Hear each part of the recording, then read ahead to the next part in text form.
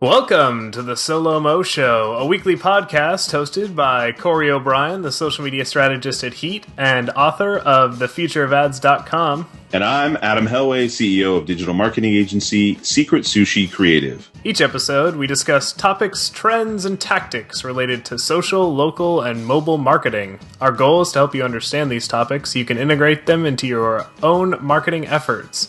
Today is May 29th, 2012, and this is episode number 21. In this episode, we'll be discussing why chicks rule, the Social-Loco conference, Solo-Mo show on Social Media Explorer, Google Plus Hangouts on-air broadcasting, Facebook, is it really Bing's secret weapon, painting the picture of the social customer, why you suck at retweeting, Facebook providing reach data directly on timeline posts, and much more. Sounds like quite the show. Yeah, well, every show is quite the show, right? I would say this show is the best one yet. Each one better than the last. All right. Exactly. Well, with a lot on the plate, I say we dive right into it. And as you mentioned, we're starting off with a infographic called "Chicks Rule?" ? And this was a I like the title of that. It's very simple and to the point. Question mark because there really is a question mark. But that was a nice touch there. Why, thank you. So this is actually a infographic based on a little bit of research that a site called Information is Beautiful put together. And what they did is actually pulled the male and female visitor ratio from Google's ad planner. So they basically gathered up a bunch of data based on Google's own internal tool, which, given the fact that it's Google, you've got to hope that they've got a pretty good idea of the types of audience that they're sending to these various social networks. And then what they did is they compared the male to female ratio and looked at what sites are primarily female focused and what sites are primarily male focused in terms of their audience. And visually, I think the infographic is very well done. It's simple, but at the same time, it portrays a lot of interesting data. I've talked in the past about how I feel like some infographics are just sort of put up there for the sake of calling it an infographic, and it doesn't actually do justice to the format. But I think that this one really does. You can very easily see in a graphic way the information that they're trying to portray. And so, quickly going through a couple of the stats that kind of jump out at you, there's only two networks that actually came in at male-female equity, and that was Orkut and Foursquare, interesting enough. So that was... Or equally. Is it equity? Equality. There we go. They all look the same. Whatever. And those were actually sites that had less than 2% difference either way in terms of male-female. And so each of the sites here are actually quite different, right? I mean, there's only 3 listed here, and the type of site it's so different, right? Yeah, very true. I didn't even notice Scribd up there. Scribd has a apparently perfect 50-50 ratio, and so they don't have the little male-female icon, and I didn't even see it up there. But yes, there are 3 sites under the what they call the equality group. Very different sites, but at the same time cater to a pretty much even audience. And then diving into the matriarchy sites, these are the female-focused sites. We've got things like Instagram with 53% of their audience female-focused. Facebook, 58% of the Facebook audience are females. Yelp at 60%, Twitter at 62%, MySpace at 62%, Ning at 62%, Tagged at 66%, and finally... So let's have a drum roll here with what number 1 is. Let's see, what's the most popular site for women, the social site for women is... Pinterest, 72% female focused. Well, that's starting to change, though, right? Because it wasn't that long ago where it was like 92% or something like that they were saying. That is correct. And the 92% always felt a little suspicious to me. It's hard to have 92% of anything in a group, but 72% still a strong female showing, but at least trending more towards equality, though by this graph still has a long way to go. And then, in addition, they also looked at what those percentages mean in terms of actual numbers. So a lot of it, we're only talking about, 2 to 4 million users in either direction. But for Pinterest, that actually means 15.4 million more female users than male users. Facebook, 155 million more female users than male users. So really swaying it in one direction versus the other. And then just so that it's not entirely a female-focused infographic, let's look at the patriarchy, which is the male-focused site. So we've got Some of the big hitters again: YouTube 54% male, LinkedIn 54% male, Flickr 54% male. Jumping down a little bit, we've got Google Plus at 64% male, Spotify 66% male, Dig at 66% male for the audience that's still left on Dig, and then finally, drumroll please again. What's the biggest site for the patriarchy side is? The biggest male site is Reddit with 74% male audience. So Reddit is actually more male than Pinterest is female. I thought that was interesting. Though, again, Reddit might be... It's a bunch of geeks. It's a bunch of geeks. That's It's a bunch of geeks. And, one thing to keep in mind, though, is 74% of that male audience actually only represents 2.2 million more male users than female users. So a slightly smaller audience where, a few users here, a few users there is going to make a much bigger difference in terms of the overall percentage. But going up again, so Google Plus, that 64% actually means 28 million more male than female users.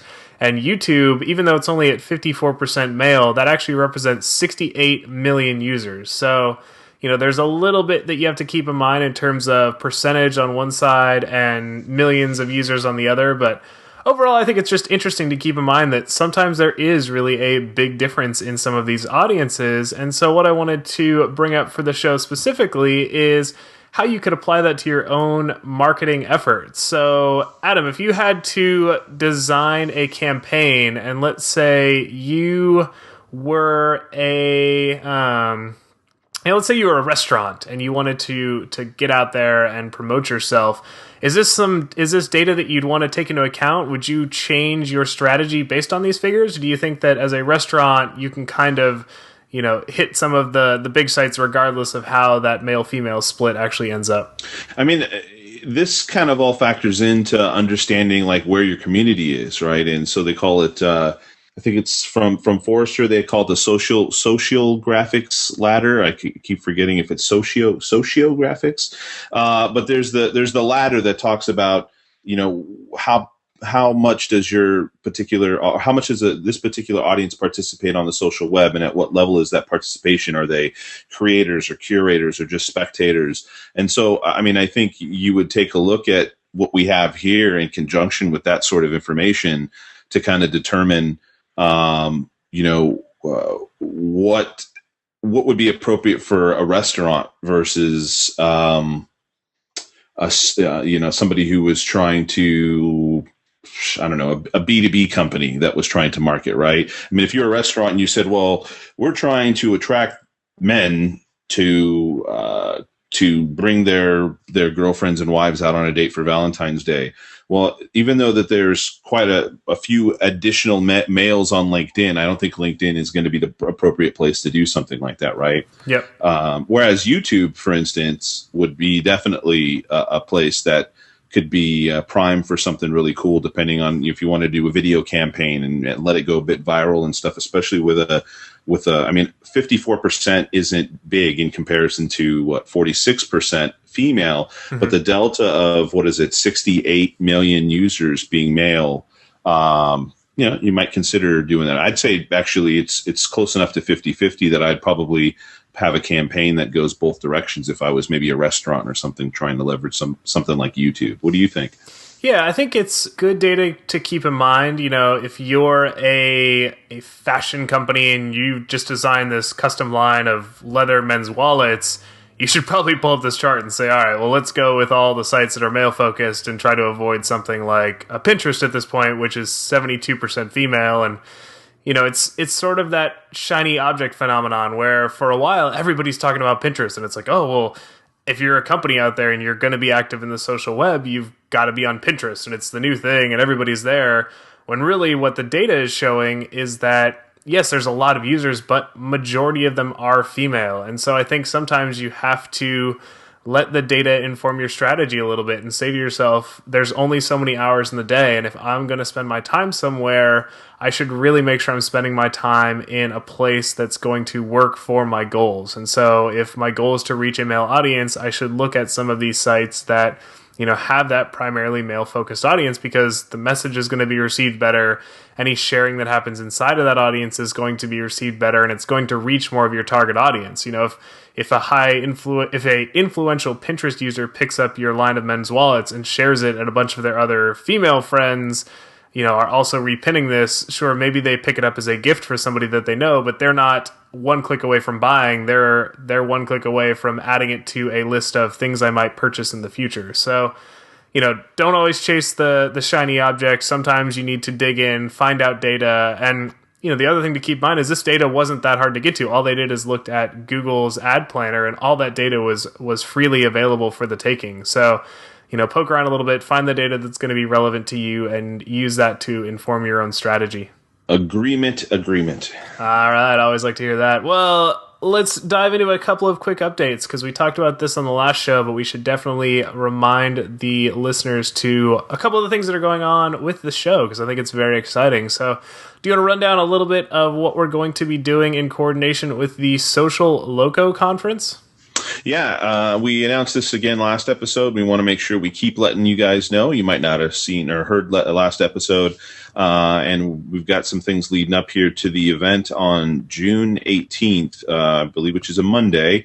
The Social-Loco conference is a pretty awesome conference that both Corey and I have attended and have had the opportunity to participate in as panelists, and it covers really the wide spectrum of things related to social, mobile, and location-based marketing and advertising. There's people from agencies there, from the platforms that represent the technology and the trends in this space, investors into the space, practitioners, and so on. We are going to be at the event, and we're going to be broadcasting live throughout the day. We're going to interview people that are going to be at the event speaking, whoever else that we find there might be interesting. So throughout the whole day, we'll be there representing the show at the event in San Francisco. And in an effort to do so, just so you know, the date again is June 18th, coming up here only in a few weeks. The current early bird price until June 7th is $395, and that's a couple $100 off if you don't get it, if you wait until afterwards, so don't procrastinate. The conference is awesome. They've had it year in and year out over the last few years, and it is the event to go to discuss social, local, and mobile marketing. And what we're going to be doing is we're going to be giving away a ticket here at the end of the show. So every single week from here into the event, we're going to be giving away a ticket for the Social-Loco conference. And we'll also at the end of the show discuss if anybody won last week's ticket at all. But listen to the end of the show here. Don't fast forward yet. Listen to the end of the show, and you'll hear how to win your ticket for that. Another exciting update that we had recently is the official syndication of the Social-Loco show onto a little-known site called Social Media Explorer. Actually, I kid. That is a great site. Both Adam has contributed to it. We've actually had the creator of Social Media Explorer on as a guest. So we are huge fans of Social Media Explorer and are very excited to be able to syndicate onto socialmediaexplorer.com. Every Saturday, if you're already a part of the Social Media Explorer readership, you will get a chance to see our episodes there as well. It's the video, it's a couple of the show notes as well. So if you subscribe to Social Media Explorer, which we highly encourage you to do, you will also be receiving the Social-Loco show through that blog. So great news there, and very excited to have that going. I call us SME Weekend Edition. I like it. SME Weekend Edition. That's got a nice TV show ring to it. I know it does. It does. And then finally, and you may actually be a part of the audience. We do have a couple of viewers out there already, so hello. But we are doing Google Plus Hangouts on air, which means that every Tuesday, in addition to listening into the show, you can now actually watch Adam and I record the show, which is... I feel sorry for you guys. Somewhat scary, exactly. Especially on where you don't get a chance to shave before the show. So, every week we try to record Tuesdays at around 8 p.m. Pacific time. Sometimes we don't get going until about 8:30, but somewhere between 8 and 8:30 on Tuesdays, we have been doing our Hangout on Air live record. So if you like the show and want to get even more of it or a little bit of a behind-the-scenes look, be sure to tune in Tuesdays at 8 o'clock.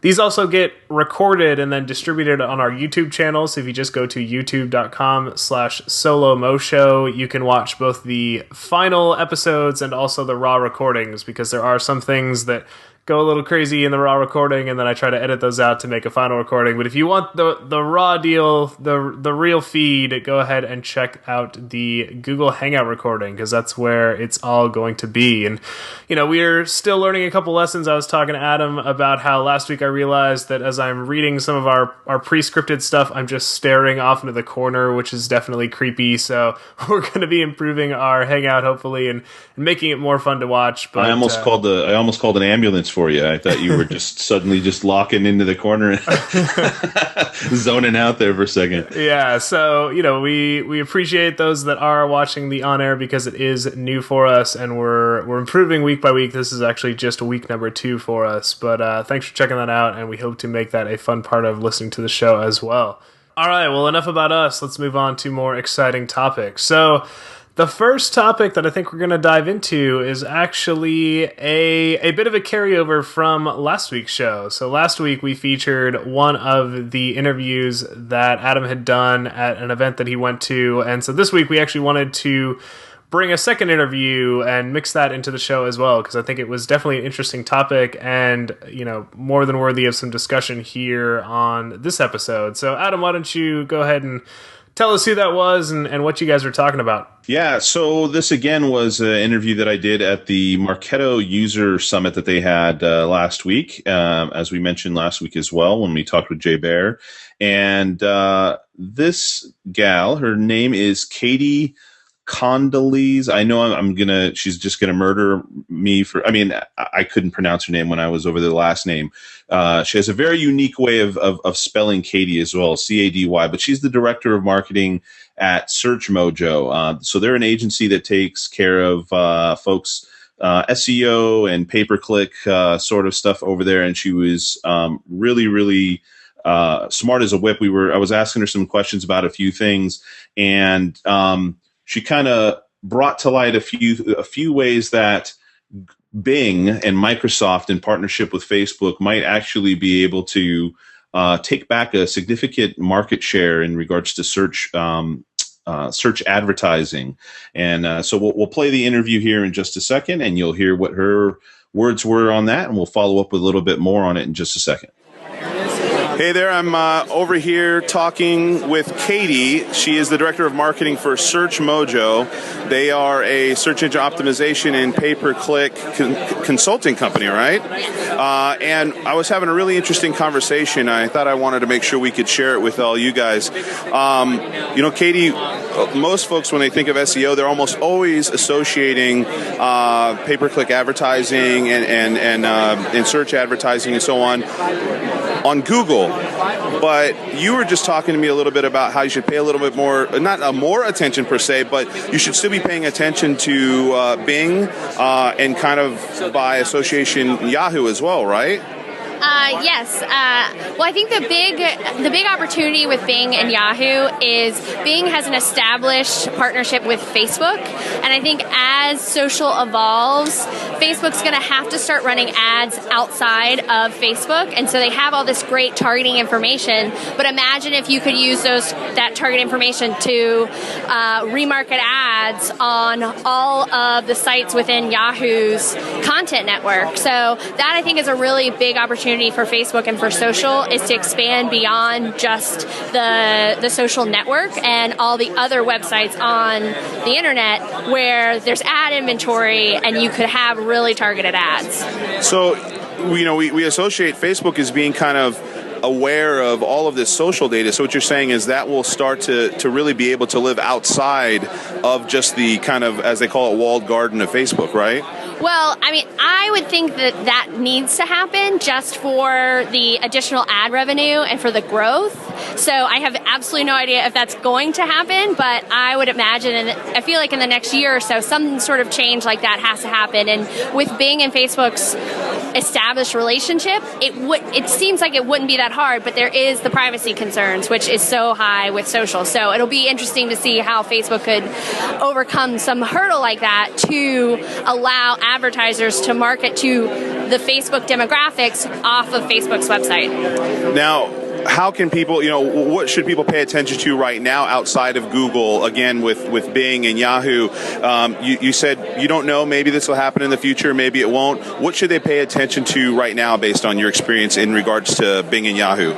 Well, I think that everyone pays attention to Google because it's such a big market share, but I think Bing and Yahoo are still sort of in like the 20-25% of the market share, so it's certainly nothing to snub at.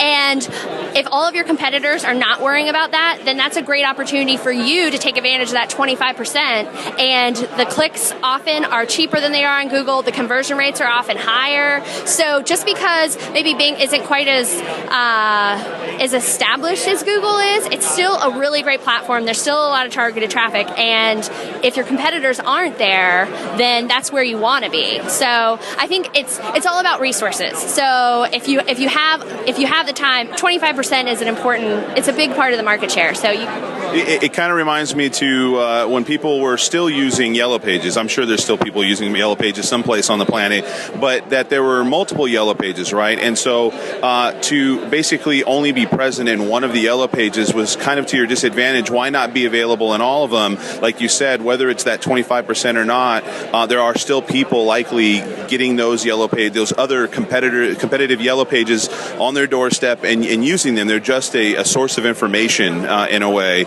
You also mentioned as well the Yahoo Content Network, because obviously Yahoo, a while back ago, was pretty much associated with search, even though they very much have a content network as well. How can people leverage that content network right now? Oh, absolutely. I mean, so I think that's a really a good point. You want to take advantage of that because I believe last I heard the Yahoo Content Network is actually bigger and has more sites than the Google Content Network. So there's certainly a lot of opportunity there, but with content, the click-through rates are lower, the conversion rates are lower. So again, it all sort of comes down to sort of time and resources, but that's certainly an opportunity that people should prioritize. All right, so where can people find out more about the services you guys offer at Search Mojo? So we are Search Mojo, an online marketing firm. If you want to visit our website, it's www.search-mojo.com. And I'm Cady Condyles, the Director of Marketing. Yeah, you guys have to check out how she spells her name, Cady. Are you on Twitter, Cady? I am. So if you want to follow me, it's I'm Cady, C-A-D-Y, Condyles, C-O-N-D-Y-L-E-S. All right, listen to that very slowly because she spells the last name a little bit different. And the first name is the only time you'll ever see C-A-D-Y. She's looked on Google plenty of times and saw that she's the only one that spells it that way. So thanks, Cady. Thanks. Very exciting stuff. And we have also a follow-up blog post, I believe, that kind of related to this topic and the idea that Facebook and Bing may join together and form some sort of superpower that could eventually take on the Google Goliath. And I was actually, this was sort of a new idea to me, but as I've been thinking about it more and more, it seems to make more and more sense. And I think that this does actually pose an interesting potential alliance and a potential kind of team up between these two that, though they have massive numbers and they have a lot of reach, don't necessarily get the type of recognition or coverage that Google has been getting recently. So, is there anything from that additional blog post that you wanted to call out, Adam, as something that maybe extended upon or enhanced the conversation, the interview that you had with Cady? Yeah, I mean, when I talked with Cady, we were talking really about how the expanded reach that Facebook might have in advertising in Bing would be a case to start putting some more dollars there, but. Just to kind of dive a little bit deeper, there's a blog post that I saw recently here on the last day or two from Jeff Bullis, I think is how you say his last name, and jeffbullis.com has always got tons of stuff coming out of there. I think the guy never sleeps, but there's a post that he wrote that says the title is Facebook Bing's secret weapon to beat Google. And just to kind of set the stage for a few folks that don't know kind of the backstory on these things is that, Microsoft has a significant little stake. At least they did. Maybe it's not as significant as it was in the past based on the ever-changing size of Facebook, but they invested some time and money in a partnership with Facebook some time ago, and that's kind of created a little bit of loyalty, I think, on the part of Facebook to Microsoft. And of course, Bing is a Microsoft search engine. And so we've heard a number of times that Google is not quite happy with the fact that it can't really access Facebook's data and put it out there for the public. So there was a point where all the tweets from Twitter were being put into what they were calling the social share or social search. But you saw a few public posts here and there from Facebook, but I think those have since actually been removed. I know for a fact that Twitter has since been removed from social search. And, we know that over the last, 6 months or so that Google has now done their Google Plus Your World, where they've flavored most of their search with Google Plus results and data. So from their social network specifically, their kind of social stuff has all been from their own social network, with very little from other social networks, primarily because of kind of politics, and access to data and who's going to have power if they release this information out to somebody like Google.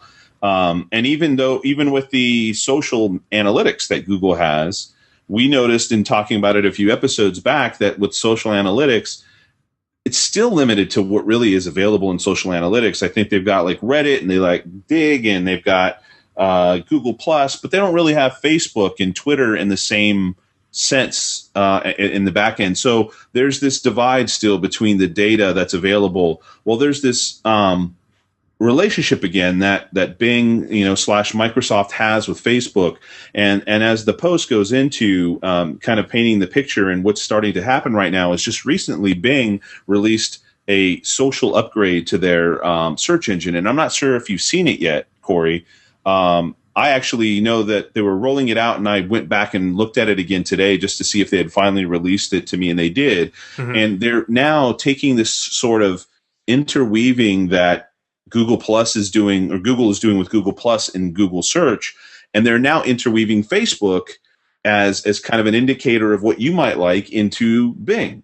So when I go to Google and I search something, if I'm active in Google Plus and I've got a few of my social profiles connected to Google and my Google profile, I'm going to see things that are going to be recommended to me based on the fact of what my friends have clicked +1 on across the web, for instance. It does tend to be pretty helpful, like when it's available. And one of the reasons that I wish more people actually just +1 things, regardless of sharing it actively into Google, is that it does really aid in surfacing better results. And I find myself clicking on a lot of things that are surfaced and paying attention when friends have recommended things, and even trying to contribute to that network. So if I search for something and I find what I'm looking for, I try to +1 that, so that both when I search for that same thing again, it'll pop right to the top. And then also if somebody else happens to be doing the same search, they find the results that I found useful, and hopefully it helps them as well. So it does work, but it's limited by the fact that, like I said, not all the people are using Google Plus. And so the idea that you could have the same type of enhanced search but pull in all of this massive data from Facebook is really promising, right? And so this is what, we're all sort of hoping that this is in the roadmap, but it seems to make a lot of sense that eventually Microsoft and Facebook could team up, because Facebook and Google clearly aren't going to be friends in the next year or two. So hey, maybe they finally realize, well, we've got all this stuff. Let's make a go of this and see if we can cut away some of Google's market share. Exactly, and so they when I tried it out, essentially they took me through a little tour and said, you can share. They've actually made it so, for instance, when you're searching for something, you could share directly your search. So it's not just only about recommendation; it's also about taking a search you might have found and actually resharing that search directly onto Facebook. And so there was some interesting tie-ins that they were doing over there on Bing. I happen to think that once Bing was released, it actually was quite a step up from Microsoft search engine in the past. And there are some things, kind of, what do you want to say, some aces in the hole, or whatever you want to say, some hidden tricks that I think over time could really be unleashed between Facebook and Bing, and even Facebook by itself. I think even if it wasn't strictly on Bing and a partnership with Bing, really could start to see a huge increase in market share for search, or at least the search, advertising and be a referral of more inbound traffic than it ever has been in the past. Yeah. So if you had to say one takeaway, then one action item, what would it be? Would it be to continue doing what you're doing because eventually they're going to pull all this data from Facebook? Or is there anything you'd want to actively be doing to prepare in case that at some point Microsoft and Facebook do really, take that next step and really promote this effort that they've got going on? Well, I mean, I think the first and foremost, just take a look at go to Bing.com and see if it tries to get you to sign up with Facebook if you have Facebook, and test out what it's actually doing and seeing, is there any way from a content provider perspective, or a publisher's perspective.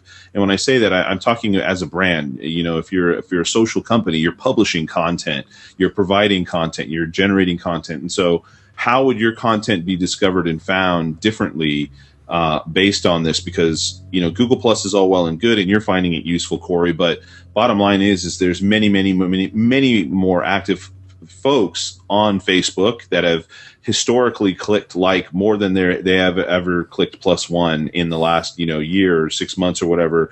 And so the data behind that sort of recommendation is actually far deeper than Google Plus. So go to Bing.com, check that out, see what your options are there. We talk a lot about Google. But what's happening now is social is starting to permeate through into search so much that you got to pay attention to how just standard social is going into search versus old school SEO, which is still important, but now they're starting to kind of join in the middle and become one in a way. Definitely. And as a brand, considering the types of things that you're clicking that like button on, and that type of data that you're sharing is going to become more and more important. So it makes a lot of sense to pay attention, and I think it's a good thing to bring up and a good thing to explore further. So what's next? Next, and I highly doubt that you are wearing them right now, but I heard that you, Adam, are the proud new owner of a set of Vibram 5-finger shoes. Is that correct? I had thought about wearing them during the show, maybe on my hands. That almost make it feel like I have an additional 2 hands when I wear them. I almost feel like I got transplanted feet from a gorilla or something every time I look at them. But yes, I am, sir. I got them this weekend. And so as the very socially forward and socially active people that we are, it sounds like the experience of buying those shoes may have been kind of socially focused or socially affected. Is that the case? And if so, maybe you could walk us through that purchase process and maybe some of the lessons that it's teaching potential businesses about this modern world of shopping that we live in. Yeah, I mean, and I actually, let me preface it by saying I don't necessarily think that because you and I are more active than maybe some of the average folks, but I want to preface it by saying that although we are more active in the sense, and this is me talking about my experience, that I want to share it with you, with the listeners, in an effort to paint the picture of really why social is important and what is in fact happening and what the whole kind of process is. And I think that as I was kind of reflecting today upon what my process was with making this purchase, that it really is, for the most part, exactly the same as how most people are. I mean, we've covered a lot of stories related to how information gathering before purchases is shifting and the amount of attention that goes to helping educate customers when they walk into a store, to really honestly just helping them find the thing that they already want, as being part of this movement of readily available information and recommendations from other folks. So just really quickly to go through my story. So I was thinking about just going out and buying myself a new pair of shoes. Okay. I happen to be flat-footed, and just wanted to find something that was comfortable, and not just kind of spend time searching. And so I reached out on Twitter and Facebook and just said, what is the most comfortable pair of shoes that you've ever owned? That's all I said. And from 2 totally independent people, one person on Twitter, one person on Facebook, both people said within minutes of each other, the Vibram 5-finger shoes. And I went, all right. I didn't think of that about them as necessarily being comfortable. I thought of them being kind of, functional in some special way for something, but maybe not comfortable. And so I said, maybe there's some merit to this. And so I asked a few questions from both of the folks, and it led me to go to their website. So I go to their website and I just kind of started to do some research. I looked at all the different things that they had available, the different styles. I read some of the additional material that they had on their site that talked about like what are the benefits of wearing these shoes, and videos that showed kind of the brand culture and people who are really adamant about the shoes. And one guy got a tattoo that says Vibram on the bottom of his feet because he was so passionate about it. And said, okay, that's interesting. So I found him on Twitter and on Facebook, and I clicked like and moved on with my day, kind of going, I'll eventually take some time to think about this.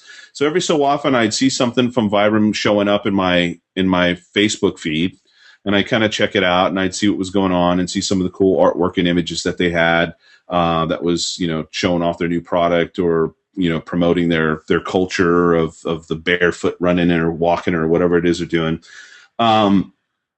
And eventually, so I play Taiko. I'm an amateur Taiko player over here. One of the things I do weekly, and I've been doing that for a couple of years. And a couple folks over there had suddenly come in with these Vibram 5-finger shoes, so that they felt that it would help them play better, be a little bit more grounded instead of wearing sneakers and stuff. And so I was asking, where did you buy them from? And I do a lot of purchasing online. But with things like shoes, sometimes, especially ones like this, it's like one of those things you want to try on. You want to see if you like it. You want to touch it and have a place that's easy potentially to return in. So they were saying, oh, well, the local REI sells these things. So, okay. And suddenly I heard that there was a sale going on this weekend because of Memorial Day, and we headed over to REI, and I went straight to the rack where they had the 5-finger shoes, and I knew what I wanted. And I picked the ones that I wanted out, and the sales lady started talking to me, and she was saying, oh, yeah, if you do this, that, and the other. And I said, oh, yeah, no, I'm familiar with it. I did a lot of research online. And she said, oh, that's really awesome. And she made it sound like, it was really helpful, obviously, because she wouldn't have to do any convincing or we could just get straight to the point with the shoes that I wanted to try on. So, I mean, in the end, I ended up trying them on. The shoes initially are not very uncomfortable, but they're a little bit uncomfortable because you're suddenly, instead of just throwing the shoes on and having all your toes into one big, toe area, you end up having to slip all your toes into each individual pocket and everything. And it takes some time to get used to. And had I not maybe gone and done the research on the web, I might have said, wow, these feel really uncomfortable. But I had done enough research to understand that these shoes were something that you had to wear for a little while to get used to. And that there were reasons why you had to wear them like this, and eventually that, your toes will stretch out a little bit and all that kind of stuff. And so anyways, I walked away, and that day when when I was trying them on, I took a photo and I shared it on the Facebook and said, hey, I'm buying new shoes or new feet. I was joking around saying I'm buying new feet. And the next day I went for a hike. And as I was going for a hike, I was beginning my hike. I took a photo with my foot up on one of the fences over at the trail and to show off that I was hiking and I was going to be wearing these shoes and say, I'm going to try my new Vibram shoes. And suddenly I got this long conversation from a bunch of people who were friends with me on Facebook asking me, so what do you think of those? Do they hurt? Are they giving you blisters? How do your legs feel after you hike? This whole conversation started. So, and I was telling them my experience, and it sounded like a couple people had been kind of on the fence about buying a pair themselves, and that by hearing my experience, they were like really happy because they were hearing a positive result. They felt that they trusted my opinion. And so that kind of, helped push them in that direction a bit more. And so ultimately what was happening is the whole cycle started over again, where now these folks likely would be doing a little research. And these folks felt that there was a certain level of affinity they already had for the product because somebody that they knew and trusted shared an experience with them and told them what they thought about this particular product. And it goes on and on and on from there. In fact, I kind of was so happy with the shoes that I checked out some stuff that they had on the Vibram Facebook page, and I shared a really cool image of these stones that they put in, or they organized it in a way to look like feet, the toes and one big foot. And a bunch of people, I had like 15, 16 people liked the image. They just thought it was cute. But of course, it's an image that goes back to the Vibram branded Facebook page. So I think there was some discoverability that happened. I don't know, in fact, how many people may have gone back to the page and liked the page, but all in all, the cycle started all over again, and was very much powered by social discovery, um, social proof, and social capital between myself and the folks that I ask questions about and the folks who ask me questions. And then it helped drive my purchase to still go into a brick and mortar store and buy the item. But I was farther through the sales funnel by that time. I wasn't going there and trying to make a decision of whether or not I wanted them. I was there to choose which version of the shoe I wanted, period. Have you ever had an experience like that? In terms of going into a store just to pick and choose between a product that I had already made my mind up on, or Yeah, I'm sure you have that happen a lot. I'm sure you have that happen a lot where you kind of ask the crowd and you get some opinion, and it kind of guides you on, confirms or denies the feelings you might have had for the particular product.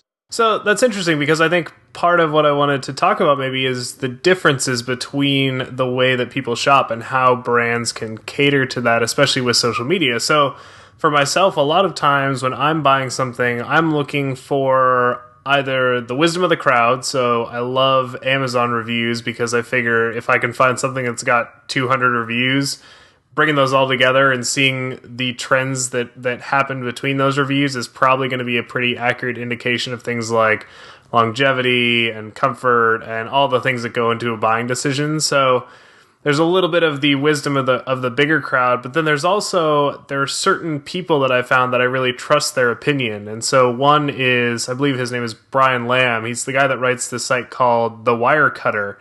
And it's really emerged as one of my go-to resources for decision-making about certain types of things. He focuses a lot on gadgets. And so his thing is, the concept behind Wirecutter is, if you had to look at an entire grouping or category of product and you could only pick one, what would it be? What would be your go-to? And so he's got on his site, my one point-and-shoot camera, my one printer, my one mouse that I would use. And so I go to that site and I actually look for his opinion on things first. And so that kind of lends itself to a little bit of this influencer model of, how do you get your product in the hands of somebody like that that's going to then review it and hopefully like it enough to recommend it to their followers. And I think what's interesting is that might be the way that I shop, but it sounds like, Adam, when you shop, you're sort of reaching out to your own more personal community and saying, hey, the people that I have a deeper connection with, what do you recommend, versus the wisdom of the crowd at large? Is that fair to say? Yeah. I mean, and I happen upon the same model as what you're talking about as well. It depends on the product, and depends on, of course, the influencer out there. Mm-hmm.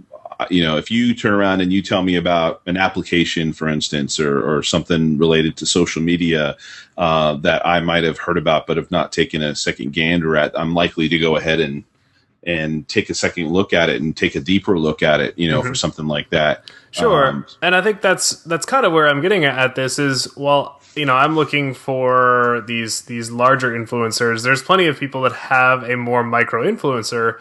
And as a brand, what can you do to highlight that micro influencer? And what we're starting to see is tools that allow you to really share that influence and amplify it within that person's own community. So one example of that would be when you had submitted that picture, Vibram could have found that picture and retweeted that, and that would have, spread the reach of that influential photo.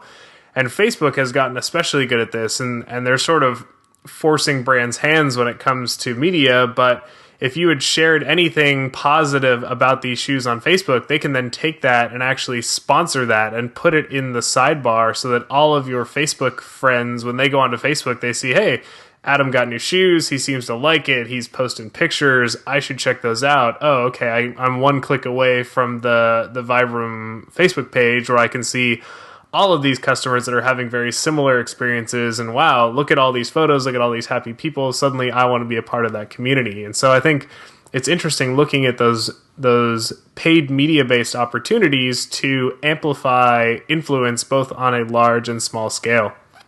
And this is happening pretty much, Twitter's doing the same thing. Facebook's got that going on where, you're paying essentially for extended visibility of content that's already being posted. And so when you look at something called like a sponsored tweet or a sponsored, well, sponsored tweets are a little bit different because those are usually from the brands, but at least with Facebook, they're trying to, resurface something that's already going to be seen by folks. It's just making sure that it's seen by more people. And it carries that transient trust from the person that or from the friends of the people that you're trying to go out there and reach. And I also think it has to do with what we call close and loose ties. I think there's variations on, like, when you go to Amazon, you see 200 people. Those people are likely all loose ties, people really that have no ties to you at all. But because there's 200 of them, you can kind of, in a way, put them all in, into a big man and say that equals one close tie, because there's so many people that are, being averaged into that into that opinion, that 4 stars overall or that 5 stars overall. And, of course, you want to dive in and see what some people complain about or what some people are praising about, and think a little bit more critically in that sense. But what you're talking about is somebody who, although you have somewhat of a loose tie, there's enough social proof behind who he is, so that by himself, similar, he's a tastemaker. And then there's also celebrities. Celebrity endorsements usually are trash. I mean, they're not really, they're good for brands, but they become a little less, I think, powerful in the sense that for those that I guess are really have an affinity for those celebrities, it's a really powerful thing. For other folks, who really cares? I mean, you've got somebody that you've paid to hawk your wear or whatever. That's my personal opinion on the things. But I mean, if you've got somebody like this who you said is a tastemaker, or if Robert Scoble, who if you're familiar with that, I know you are, but the folks who are listening, turns around and shares some news or recommends something, then it would be something, if I respect him as a thought leader in a space and as an expert in a subject or field, that I would likely listen more, even though maybe he and I aren't best friends, but I do consider him, a stronger authority. But then the close ties are your friends and families, like you mentioned earlier, the people on Facebook who you're connected with, not just because of that Facebook connection, but because they're actually blood and your friends who you've known since high school, and you know them in and out, all their likes and dislikes and so on. Those people would be your close ties. And so when you leverage things like that, especially on Facebook, it has some interesting effects in pushing people and influencing them down that funnel. Yeah. And I guess one other thing that I wanted to quickly touch on, because I think it's interesting, is you said that you kind of made your mind up, I want to purchase a pair of these shoes, but I want to go try them on. And that's great, and that's what a lot of people do, but at the same time, as a brand, there's that risk that maybe you had gone into the store and the salesperson was like, oh, you don't want these shoes, these are incredibly uncomfortable, these are, you want these shoes over here, and maybe for whatever reason he was incentivized that day or had been told by his boss, push these shoes, we're not pushing Vibrams today. And so there was always the risk that you could have been diverted into this other product. And, depending on how strongly you went in with this feeling of, I'm going to get these shoes, there's that person-to-person interaction does introduce a variable. And I think what's interesting is brands that, as we adapt into this more digital world where we're shopping online, we're discussing products, we're researching products online, have completed that circle and allow you to buy things online in a way that overcomes some of the uncomfortableness inherent in shopping. So we saw Zappos kind of lead the way here, where they said, hey, we'll ship you the shoes. We know you've got to try things on. You keep what you like. If it doesn't fit, you don't like it, it's the wrong color, just send it back. And another company that I saw do this recently is actually Warby Parker. So they're a pretty well-known, they're a glasses and sunglass company, and their whole focus is, we'll let you try it and you can then return it if you don't like it. So they actually send you 5 separate pairs. You can go to their site, you can click around, you can say, oh, these could be cool, I like the color on those, the shape on this is cool, here's my 5 that I want to try. Warby then ships it to you free of charge. You try on all these pairs. You can wear them around. They give you a week to, show them to friends, show them to family, say, hey, what do you think of these? You pick one, maybe you pick more than one, and then you ship back the ones that you don't like. And this is actually removing that variable of, going to a store and having somebody kind of be that last influencer in the chain. It allows the company to be that influencer and say, hey, you've made up your mind. You like our company. You like what we're about. We've communicated with you through our social media channels. So you're, now 99% of the way there. Let's make sure that last 1% is under our own control and not under the control of, somebody else who may have different motivations from the motivations of the company. So I think that's interesting. It works better for some industries than others. Obviously, things that you've got to wear. There's another fashion company that's doing that as well, because the one you were just talking about is sunglasses, right? Sunglasses and regular glasses. And then there was another one that I remember. I think like every week or I think it may have been every month, they send you just this package of clothes that you might like, and then you try it on and you wear it and you see what you think. And I don't remember what the name of it was. But what you don't like, you just pack up and send back to them all stinky and sweaty for the next person. Sure. And this gets into things like, what you're charging for shipping. And maybe it makes sense to forego a little bit of the shipping charge so that people go to your site and they say, oh, it's only a couple bucks. It doesn't feel outrageous. It doesn't feel like I'm pouring all my money into shipping, rather than try to save a few dollars and go into this in-store experience where maybe I don't have the best experience. Maybe cut down on your shipping costs a little bit and make sure that if somebody goes to your site and they're in that buying mode already, there aren't barriers in the way like shipping or like, a confusing shopping experience, burying all of your products under 17 pages of Flash so that people can't actually get to it and can't actually explore a little bit. I think, making sure to complete that cycle, if you're going to put a lot of effort into acquiring customers and getting them involved in your social media channels so they can get a feel for you as a company, put that same effort towards your actual shopping experience and make sure that when somebody's, like I said, 99% of the way to the purchase, complete that last 1% and make that the best part of the purchase, not the most confusing or the most challenging for a buyer. Yeah, and I think the other takeaway with that too, something you mentioned earlier, for instance, could Vibram have taken advantage of for instance, it was an Instagram photo that was shared on Facebook and Twitter. And in fact, when I mentioned Vibram in the caption for the photo, I put an @ sign and mentioned them so that when it was sent to Twitter that they'd see it.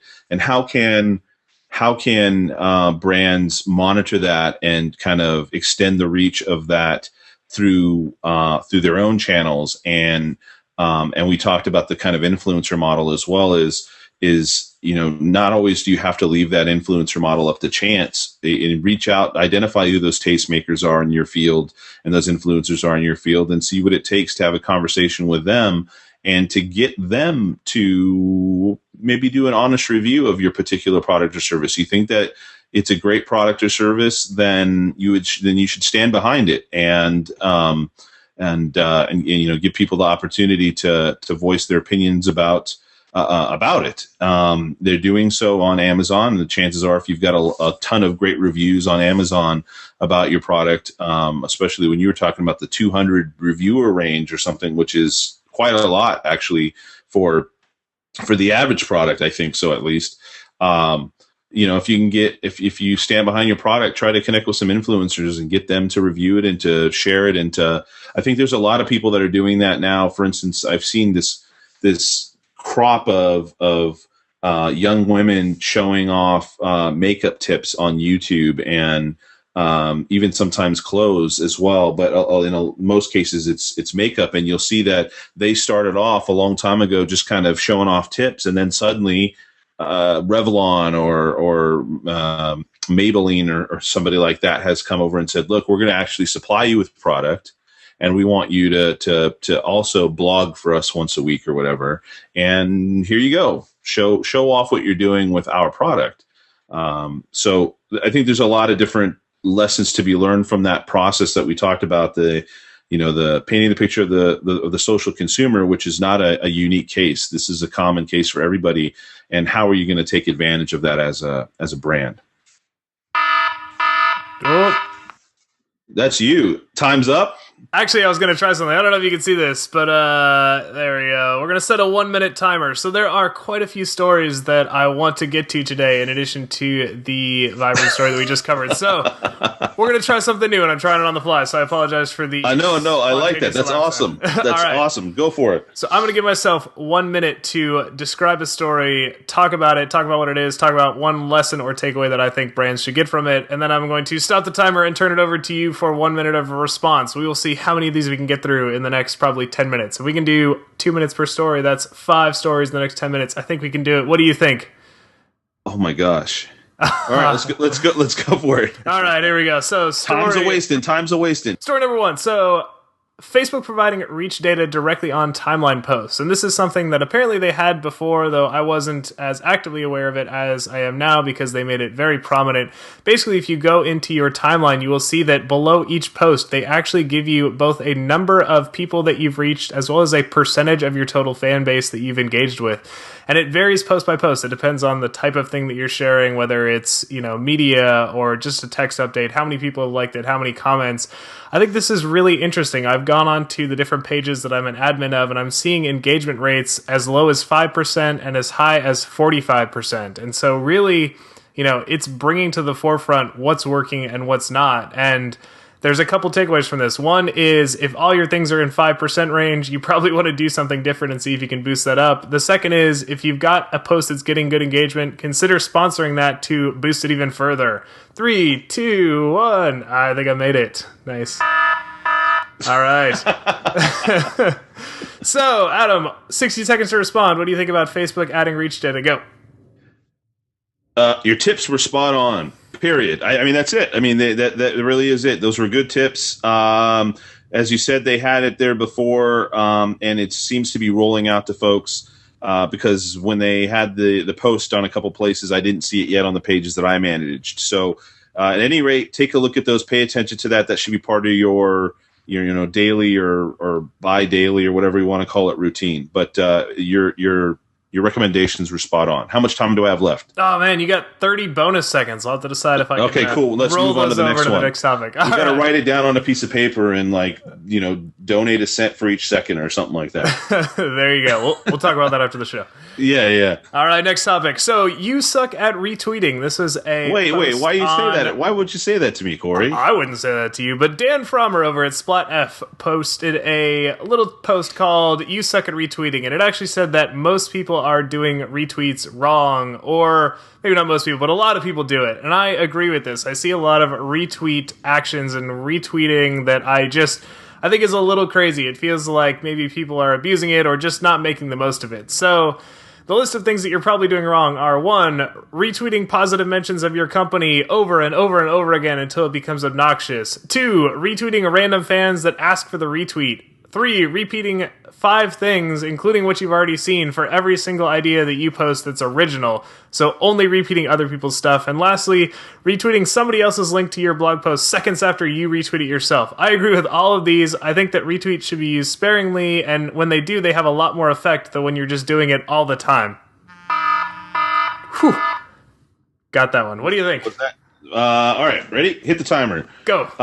Yeah, I completely agree. I'm glad they said, that retweeting positive mentions of your brand, blah, blah, blah, blah, enough that it becomes obnoxious. I do actually retweet when somebody has positive, mentions, and it's not like people are just gushing praise on Twitter about me at all, so it doesn't become obnoxious in that sense. But yeah, I mean, people only want to listen so much to somebody gushing about themselves, or I think... What do you want to say? If everything is important, nothing is important. That's the easiest way to say it. So if everything is important enough to retweet, then nothing is really important. You need to think a little bit more about what you're putting out there so there's more value per tweet rather than less value because you just simply retweet every single thing. That's also the easiest way to get by. Just click retweet. I mean, over and over again. I mean, come on. Produce some great content. Engage with people. All right. 8, 7, 6, 5. I'm done, man. Bonus seconds. 5 bonus seconds. There you go. I know you didn't seconds. think I could do it. I know you didn't think I could do it, but I'm all right, impressed. what's next? Doing well. All right, next up, let's start the timer and talk about Metal Machine Music. So Ford actually created an interesting program on SoundCloud of all channels, and they're doing it to promote their new Ford Fusion. So they actually reached out to some independent artists and gave them pre-release audio from the Ford Fusion. So it's things like the sound the car makes when you leave the door open, the sound the car makes when it first starts up, all of this audio related to the car, and they said, hey, do something cool with this, kind of do what you do, you're a music maker, and then just share it with our audience. Give us the ability to promote that on your behalf. I think it's, one, awesome that they're using SoundCloud. For me, this is the first sort of kind of mass scale commercial use of SoundCloud that I've ever seen, so props to them for thinking outside the box and saying, hey, let's use this new channel that people haven't tapped. And two, I think it's a natural fit for SoundCloud, which is even better. They didn't try to force, hey, the audio from our latest commercial or something like that. They said, let's make tracks, let's make music, and let's share that with the audience. Just in time. What's your take on the Ford Fusion, Adam? I think that's smart stuff. There hasn't been a lot of good utilization of audio as a medium, a content medium. And SoundCloud, I've been a part of since way, way, way back when they first started.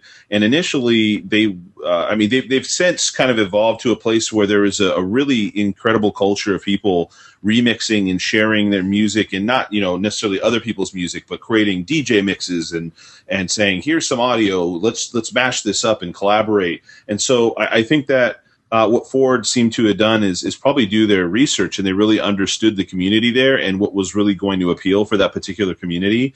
And so if there's a lesson to be had there, it's to understand the community where you're going to get involved. You couldn't do something like this effectively in another community. They really understood the SoundCloud community and its unique intricacies, and really leveraged it to the most. 4, 3, 2. I got 3 bonus seconds there. Very nice, very nice. All right, I think we got 2 more to do in this rapid-fire format, which I like. I think it's working well. So let's jump right into the next story, which is Nautica celebrating 1 million fans with a video. And this is something that I wanted to bring up because I'm seeing it more and more. It feels like the 1 million fan mark is sort of the, hey, we've made it, let's celebrate mark, especially for a bigger brand. Obviously, that's challenging for a smaller brand, but if you're a big brand, you're putting money towards social. The million fan mark is the big milestone, and a lot of brands are doing it with video. It's interesting that Nautica came up a little short. They currently only have 950,000 fans, even though they're celebrating the million mark. But in my mind, it's interesting. I think celebrate milestones like this is a good takeaway. However, doing a video, to me at this point, is a little boring. It's been done. It's just sort of expected. So get a little creative, and instead of doing video, maybe bake your fans a cake. Maybe do a handwritten thank you card. Maybe just draw them a drawing, or get a bunch of your brand managers in front of a camera and sing them a song. Do something fun, do something creative, because I think the video is getting played out. All right, Adam, what's your take? 60 seconds or less, go. I don't think a video is boring. I think what it depends on what you do with that video that makes it boring, right? So I'm watching it here, and I'm seeing that they're really trying to tell a story and show off the photos of folks that I assume over time have been the ones to put content up here. I don't think these are all stand-ins and models and such. And so I think there is a lot to be said sometimes with just showcasing your community and allowing them to be seen. I think, they take pride in. I would be surprised if you were to watch this video directly on Nautica's page itself, that you'd see a string of awesome comments and thumbs up for the likes that it's got, and even potentially on YouTube where the video is hosted. So I do say try to get creative and experiment a little bit more, as we always say on the show. But I think if the video is highlighting your community and doing it in a really cool fashion, that milestone, even a small celebration like that, could be shown in a really interesting way. And I have 0 seconds. Hey, there we go. I was about to say, it didn't even fire off there. All right, what's next? All right, last in the rapid fire segment starts now. So over on Grow, which is a site by Mark Schaefer, he actually talks about one of the things that came up in a class on social media that he teaches. So they study corporate blogs, and one of the blogs that they look at was from the Mayo Clinic, who he has looked at as a great example of what to do right. However, recently they did something wrong, which was put ads up on their blog. These were paid ads, and what was unfortunate is the ads were pulling content from the site that definitely didn't go along with the topic of conversation. So they had a post called Pregnancy Recovery Healing Takes Time. This is for people that had challenging pregnancies and maybe issues with their pregnancy. Next to that was a cute little dresses, cute little prices ad for an online site. Definitely doesn't match. I think this is something that I hadn't thought about, but it makes a lot of sense. If you've got a corporate blog, think hard before you put sponsored ads on there, because you have no control over that. And if that doesn't match with the message, it's going to kill the thing you're trying to get across to your fans. All right, 60 seconds. What's your take on paid advertising on a marketing-focused blog? Go. We've seen this happen a lot of times, and I think that just goes to show whomever made the decision doesn't really understand online advertising. I would say there are some networks out there that allow you to advertise and actually say the kind of content you want and the kind of content you don't want to have, and even specifically pick the kind of content you want to have. You might even think about having some level of paid sponsorship, where you're choosing very specifically who that person is, and you're the one controlling what gets displayed there. If you really feel that it's needed to be on some sort of blog like this, I personally don't think it's a great medium to place advertising on. There are certain types of blogs that make sense, but this one here from the Mayo Clinic just doesn't seem like it's the appropriate audience to do something like that. And somehow they're trying to make a buck off of having these ads displayed. So be very careful and watch your advertising on your blogs. All right, just in time. Well, I like that. We might have to maybe hear what the audience thinks. If you liked or didn't like the rapid-fire 60-second format, let us know on some of our social channels. But, hey, if you liked it, maybe we'll bring it back for the next episode, and not just when we are running a little short on time, but trying to get a lot into that week.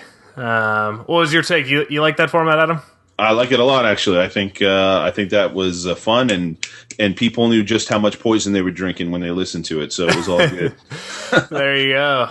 All right, well, we have covered quite a bit in this episode. I think, as always, we went a little bit longer than intended, but it's because we love discussing these topics. We love digging into them, hopefully finding some useful bits of information, some key takeaways, and making your lives a little bit easier if you're trying to understand some of these same topics as well. So unless you have anything that you wanted to cover, some must-hits for this week, I say we wrap this one up and maybe move on to our ticket giveaway. Yep, that's what we got to do. All right. So last week we asked, in terms of ticket giveaway, our question was, if you wanted us to cover one topic on the Social-Loco show, what would it be? And we actually had a response from a Twitter user who I'm not sure if he's eligible for the prize or not. So, and he's got an interesting Twitter handle. So the handle is @CorporateThief, and sounds very negative. And when I first saw this, I was like, oh God, who is @CorporateThief? But it turns out it's Corporate Thief Beats. He is actually or it may be a she, I apologize. It may be a he or she. It's a user out of Ireland who Corey being so polite there. Maybe I'm sorry. Maybe a she. Well, I think it's a male in the profile picture, but that might not actually be the owner of the profile. It might just be a cover photo from one of the Beat albums that this person puts out. So. But anyways, Corporate Thief said, and let me see if I can actually pull this up. I believe it said, looking at Empire Avenue and how that could be taken advantage of by brands, or what Empire Avenue means in terms of the world of things like clout and cred. So I think that's a great idea. I'd love to cover that. We're not going to cover it in this show, obviously. We need to do a little bit of research and make sure we can bring you some really good advice for that channel, but I think that's the one that we'll go for in terms of this week's prize-winning answers. So stay tuned for a future episode when we cover Empire Avenue and Corporate Thief. If you're out there, we will reach out and see if you're in the San Francisco area at the time of the Social-Loco conference. If so, we've got a ticket for you, and if not, we will have to maybe find another prize for you and pay that ticket forward. We'll find somebody else in a future episode who can take advantage of that because they're in the San Francisco area. And with that, let's talk about our ticket giveaway topic for this week. And there's a couple that we had discussed early on in the show. So, Adam, did you have any preference on one versus the other in terms of what we used to determine the ticket giveaway for this week? I think we could do. Well, let's see. I mean, we can do two. All right. So we can do the one that's a little more fun and means you got to watch the live stream in order to know what's going on, and then we can do the one that's, I'd say, equally fun, but just down a different path. Is that okay if we do both? That sounds good. Let's make multiple options and just make it clear from the get-go. You can respond to either of these options and be entered for a chance at winning a ticket to the very popular and very exciting Social-Loco conference. So take it away, Adam. What do they need to do to win? All right, so now you put me on the spot. I got to remember what the other one is. So first one is if you are watching the live stream, or you can go to our YouTube channel and watch the recording of this live stream. I have 4 or 5 pieces of art behind my head here. So you have to name 3 of the characters behind me here. Then just let us know on Facebook or Twitter or Google Plus on those pages, and we'll tell you where to find us in just a second. And then the other one was send us a link or tell us where to find the most interesting social, local, or mobile, or a mix of all Solo-Mo campaign that you've seen so far this year. So we're interested in checking out what you think is cool. From anywhere on the web, share it with us on our channels, and we'll take a look, and we'll put you in our drawing for next week's episode, and we'll announce who wins at the end of next week's episode. There you go. So to enter, just to recap, 2 options. First is there are 5 photos behind Adam in the live stream. What are 3 of those photos? And the second option is, what is your favorite Solo-Mo campaign of 2012? So if you have a response to either of those, send us a tweet. It's at Solo-Mo Show with your answer, and then make sure to include the hashtag Solo-Mo Show. That's # or # Solo-Mo Show in the tweet as well, so that we can doubly make sure to find that tweet and respond to one of those, and we will pick out a winner or potentially 2 winners next week and have a ticket in your hands for the Social-Loco conference out in San Francisco. All right. Well, as always, we want to thank the audience that's out there. We really appreciate everybody that tunes in, checks out the show, both the live version and the pre-recorded version. It's always fun. It's always a exciting kind of hour and a half that we get to share with you, and you never know what could happen. Sometimes you get a little crazy Google Plus disconnects right in the middle, but you know, that's what keeps it interesting. So we do thank you for tuning in, and we hope that you get a lot of value out of this show. And if you do get some value out of it, we would appreciate it if you rated the show on iTunes. You can both give it a 1 to 5 star rating, or as Adam likes to say, a 4 to 5 star rating. Or if you really want to take that extra step, we would love if you actually wrote a little bit about your take on the show and put that in as a rating on iTunes as well. So just search for the show on iTunes and click rate, and you can go ahead and share the show with others. It helps us build the audience. It helps you bring others into the Solo-Mo community so that they too can be talking about the things that you're interested in talking about. Every star that you put on one of our ratings saves a kitten. So just letting you know that.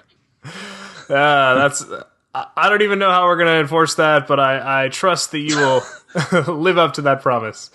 So finally, we want to give a couple of options to get in touch, because we do encourage you to get in touch. If you just want to ask us questions, maybe suggest topics for future shows, give us feedback, or even if you just want to say hi, we'd love to get in touch with you, hear from you, and meet our audience that's out there listening to the show. So a couple ways to do that. First is via Twitter. It's at Solo-Mo Show, or you can reach myself directly at Corey O'Brien. And I'm at Secret Sushi. If you prefer the old school method of email, we are also available there. It's solomoshow@gmail.com.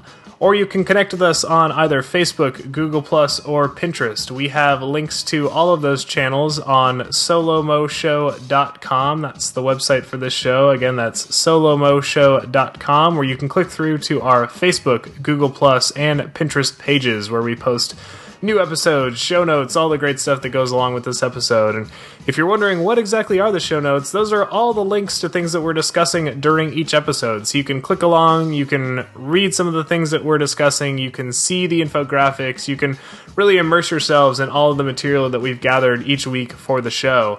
So that's available again at solomoshow.com. Just find the episode that you're looking for and it'll have all the links there. Or if you're listening to this maybe as you're walking around with an iPhone or another type of podcast player, the show notes should be available there as well. Just search around and there should be an option to view show notes. And hopefully that's, helps you get more out of this show, because we really put a lot of effort into gathering those and making them easy to sort through and find.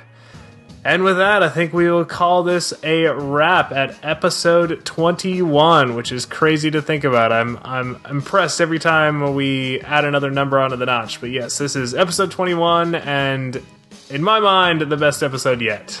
But I think so. There we go. So with that, we will see you guys next week, and thanks for listening. Take care.